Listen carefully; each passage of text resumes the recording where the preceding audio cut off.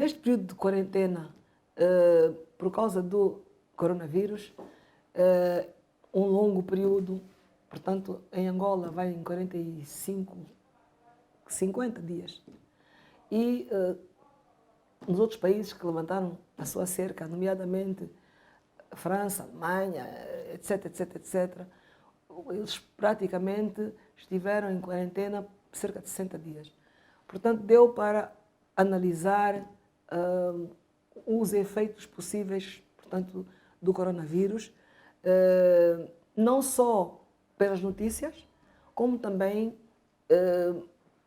pela comparação com as consequências económicas existentes em períodos de crise económica por questões de pandemias, como aconteceu com a febre bubónica, no caso da peste bubónica, e posteriormente com a gripe espanhola.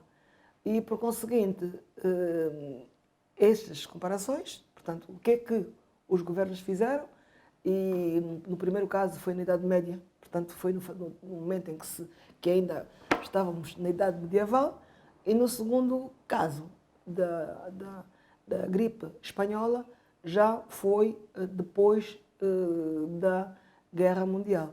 Por conseguinte, o Covid é uma pandemia similar à gripe espanhola, cuja vacina não foi ainda encontrada e que está sendo tratada para recuperação dos doentes.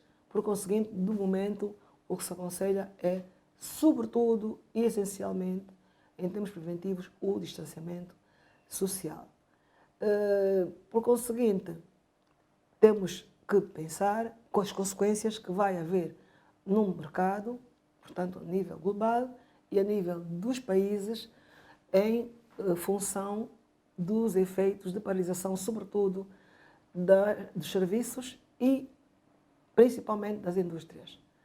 Por conseguinte, quando a 10 de dezembro de 2019 o médico chinês Wen Liang tornou pública a existência do Covid-19, à exceção dos países asiáticos emergentes, a economia ainda não se tinha recuperado da crise económica de 2007-2008, originada pelo escândalo dos subprime que contaminou a finança internacional. A crise financeira de 2007-2008 foi consequência de um período de bonança, com preços de petróleo em alta, empréstimos concedidos de uma forma descontrolada, gestão danosa e abusiva dos banqueiros e gestores com, digamos assim, apetência para gerirem muitos dos fundos sem autorização dos seus clientes, que levou à desvalorização das ações na Bolsa de Valores,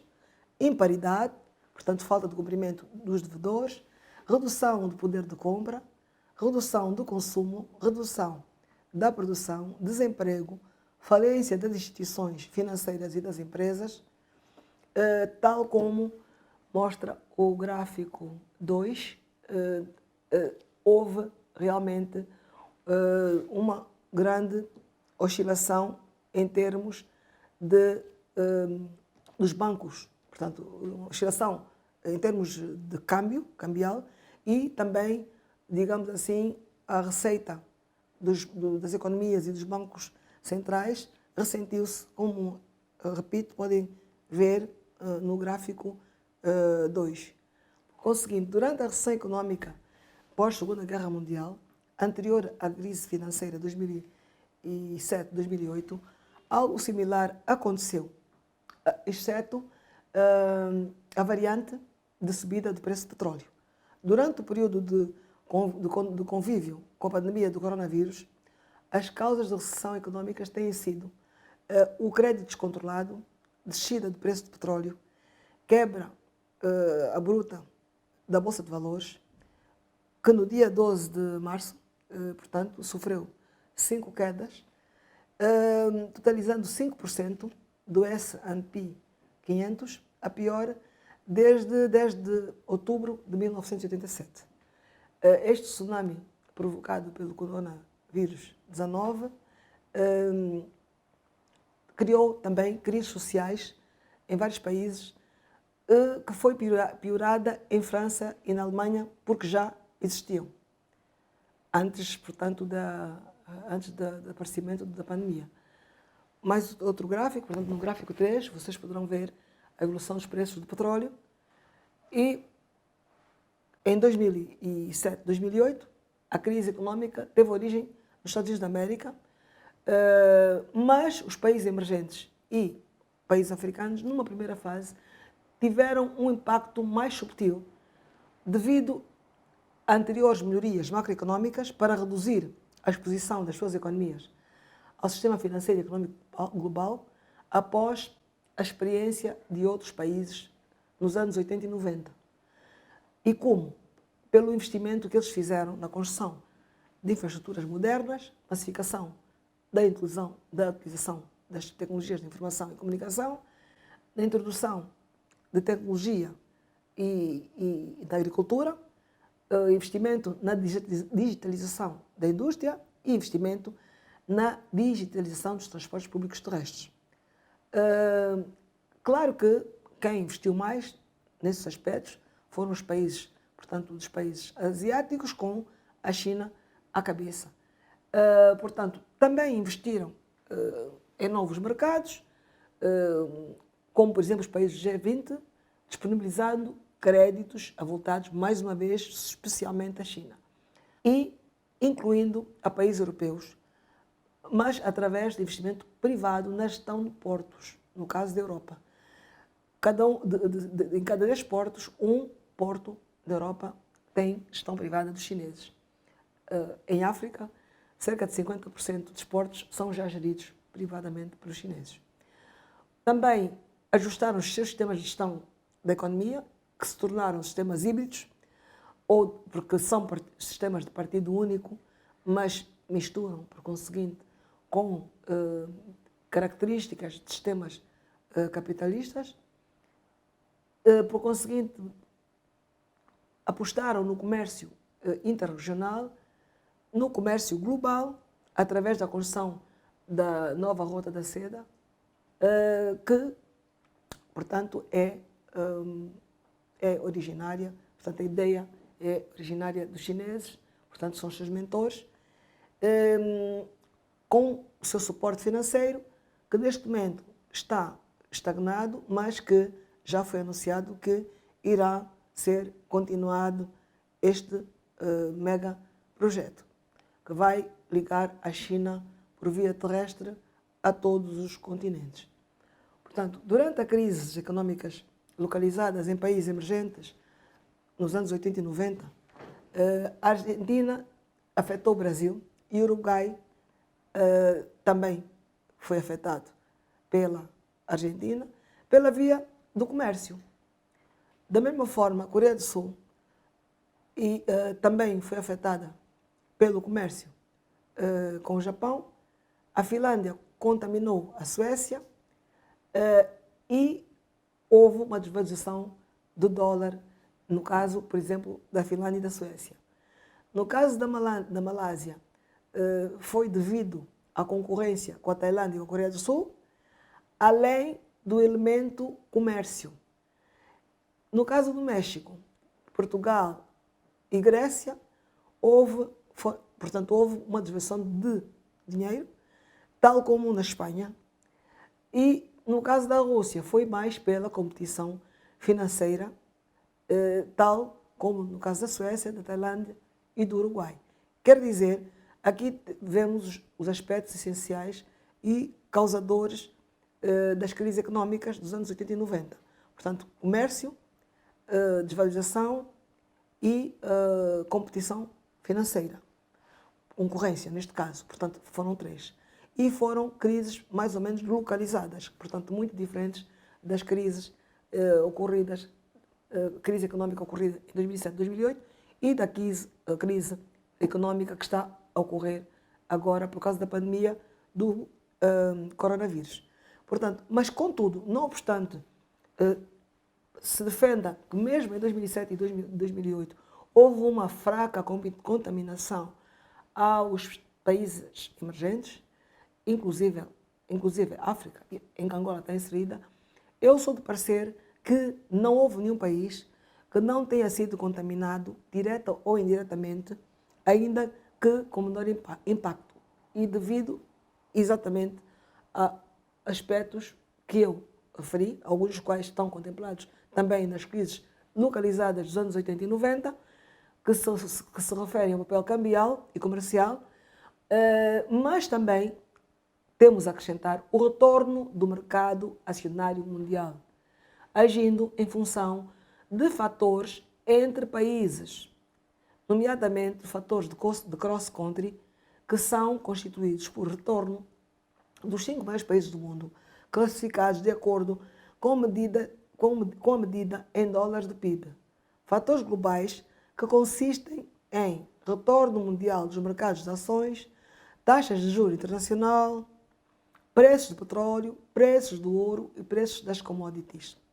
E ainda são afetados pelos fatores sectoriais, nomeadamente, portanto, 14 índices sectoriais relacionados com aspectos específicos de cada país, a que se adicionam as relações bilaterais e as relações financeiras. É verdade que em África, alguns países, nomeadamente Angola, não tinham bolsa de valores a funcionar. E a ligação ao sistema monetário financeiro, portanto, internacional, na recessão de 2007-2008, pouco se fazia sentir. Portanto, só se fez sentir o efeito relacionado com a baixa do preço do petróleo e não houve a abrangência dos efeitos de mercados ligados às bolsas de valores. Contudo, com a criação do Fundo Soberano de Angola, que neste momento poucos investimentos têm em carteira, mas que tinha, por conseguinte, e por facto de nós já termos uma bolsa de títulos de tesouro, embora não tenhamos bolsa de valores, obviamente que já somos muitíssimo mais afetados pelos aspectos relacionados com o sistema financeiro global e com os aspectos adicionais que eu referi que não foram caracterizados ou não foram encontrados como elementos nas crises mais focalizadas dos anos 90 e 80. Eis a diferença. Porquanto a receita aplicada para as crises foram similares às receitas que têm sido, portanto, que vão sendo aplicadas agora por causa do coronavírus a nível mundial, quer nos países considerados liberais, portanto, de política liberal, portanto, capitalista liberal ou liberais, como para os países considerados socialistas, como países mais, digamos, democratas, entre aspas, alguns sim, outros não, e também para os países de partido único, como, por exemplo, Singapura, como, por exemplo, a China, entre outros, mesmo o Egito, etc, etc. Por conseguinte, há também a ideia de que na democracia os presidentes da República têm que ter mandatos fixos. Isto não é real e não é verdadeiro em todo sentido, no sentido lato, porquanto na Alemanha não há um número limite de mandatos. Por conseguinte, Angela Merkel está há mais de 15 anos no poder e se o seu partido ganhar as eleições, poderá perpetuar-se no poder. Portanto, é bom não confundirmos mandatos com digamos assim, monopolização do poder e centralismo democrático. Não obstante, eu entendo que sim, deve haver limite de mandatos. Mas a Alemanha, repito, não tem limite de mandatos. E acredito que haja outros países também. Isto é apenas um parêntese. Portanto, continuando, dentro dos fatores, há ainda um último fator que eu, portanto, não tinha mencionado, que é o fator sectorial. Quer dizer, há doutrinas que referem que estes 14 índices podem se desdobrar, porque eles estão ligados a sectores. e de acordo com os impactos em cada subsector, porque o setor da indústria tem indústria pesada, indústria básica, indústria metalúrgica, portanto, vários tipos de indústria, eletromecânica, tal como em outros setores, construção, tem vários níveis, portanto, a indústria automóvel tem vários níveis. Portanto, dentro de cada subsetor, dos setores e depois dos subsetores, dos seus impactos. Isto são doutrinas. Relativamente a aspectos agravantes, que não têm a ver com o impacto do coronavírus, mas que já eram antecedentes, temos o facto da guerra comercial, não apenas entre os Estados Unidos e a China, mas também entre os Estados Unidos e outros países em simultâneo, tão logo o presidente Trump tomou posse. Obviamente que a mais violenta e a mais difícil e a que mais afetou, por conseguinte, a economia global, tendo em conta o crescimento do país, foi os países, e em especial do país China, foi, portanto, a suspensão do acordo comercial entre os Estados Unidos da América e a China. E, a esse respeito, os Estados Unidos da América também suspenderam os seus acordos com o Canadá e o México, o acordo NAFTA, com a União Europeia, neste caso é o acordo transatlântico, TAFTA, suspenderam, portanto, o acordo com a Austrália e Nova Zelândia, o acordo transatlântico, suspenderam o acordo com o Peru e com o Chile, suspenderam o acordo com o Japão e mais 11 países asiáticos, o acordo transpacífico, e outra agravante foi o facto que pesou da Inglaterra ter deixado, portanto, o Reino Unido ter saído da União Europeia através portanto, da decisão tomada pelo Brexit, portanto, utilizando o Brexit. Todos esses aspectos anteriores à pandemia pesam nas consequências económicas e vão, portanto, que originam a recessão económica ou aliás, durante, porque acreditamos que o vírus se vai prolongar ainda por 2021. Portanto, até o final de 2020 e provavelmente em 2021. Haverá algumas economias que se vão recuperar, mas acreditamos que a maioria não se vai recuperar ainda em 2021. Por conseguinte, segundo a JP Morgan, o número de dias que uma empresa pode funcionar com fluxo de tesouraria de 25% seria 16 dias para o subsetor da restauração, 16 dias para os serviços de reparação e manutenção, 18 dias para o comércio a retalho, 30 dias para a construção civil, 21 dias para os serviços de higiene pessoal, 23 dias para o comércio grossista, 28 dias para a metalurgia, 30 dias para os serviços de saúde, 33 dias para os serviços de alta tecnologia, 37 dias para a imobiliária. O gráfico em que reflete exatamente o que acabei de dizer está abaixo e também poderemos verificar a seguir o que o Banco Mundial previu em baixa, portanto, previu que haverá crescimento negativo mundial, um crescimento negativo mundial de menos 3%, a União Europeia terá um crescimento de menos 9%, os Estados Unidos um crescimento de menos 9%, a Itália um crescimento de menos 9,5%, a Rússia de menos 1,2%, o Japão de 5,5%, a Arábia Saudita de menos 2,3%, a Espanha de menos 9,4%, a Grécia de menos 9,7%, Portugal de menos 8%, Brasil de menos 5,3%, Nigéria de menos 3,4%, Angola de menos 1,4%, Cabo Verde de menos 4%. O FMI, contudo, previu o crescimento, portanto, positivo para a China de 1,2%, para a Índia de 1,9%, para Moçambique de 2,2%. No caso da Índia e da China, não nos admiramos porque o consumo, no mínimo de cerca de 2 bilhões de habitantes, portanto, que têm mais, é o suficiente para fazer crescer qualquer economia, sobretudo no caso de economia chinesa e indiana que criou muitas infraestruturas e que evoluiu muito, que criou uma ampla classe média nos últimos anos. Moçambique é um caso que eu ainda terei algumas dúvidas, mas eventualmente vamos aguardar.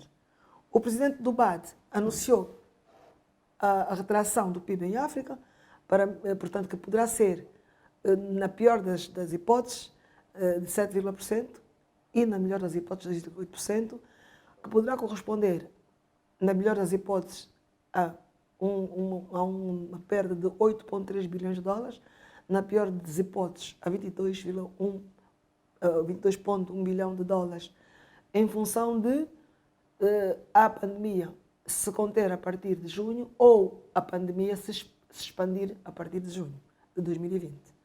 Por conseguinte, abaixo poderão ver o número de pessoas afetadas, pelo menos até a data que consta do gráfico, pelo coronavírus, porque irá haver muito mais vítimas. Portanto, gostaríamos também de dizer que a OMS classificou portanto, o coronavírus como uma pandemia portanto, originada por um vírus que se propaga com facilidade através dos seres humanos e que foi contaminada a partir de morcegos na China, porque fazem parte do seu cardápio. Não obstante, os Estados Unidos da América têm as suas dúvidas e portanto, acusem a China de ter fabricado o coronavírus a partir de algum laboratório no seu território. Enquanto não for inventada uma vacina, enquanto não for certificada uma vacina, a OMS diz que se poderá considerar haver uma cura, o que poderia ser discutível, aconselhando a prevenção pela via do distanciamento social. O tratamento que está a ter mais êxito nos casos de recuperação é a cloroquina e a azithromicina. Eu só digo isto para ficar nos registros para a posteridade, porque provavelmente as pessoas que agora me ouvirem já deverão ter conhecimento. Foi ainda anunciado pelo presidente de Madagascar, Andry Rajoelina, a utilização para o tratamento com êxito do Covid de uma erva medicinal que produz um chá que também foi usado inicialmente por um médico congolês, portanto, Congo Democrático. O coronavírus, até dia 7 de maio, como constava do quadro, infectou 2,77 milhões de pessoas, das quais 36 em Angola,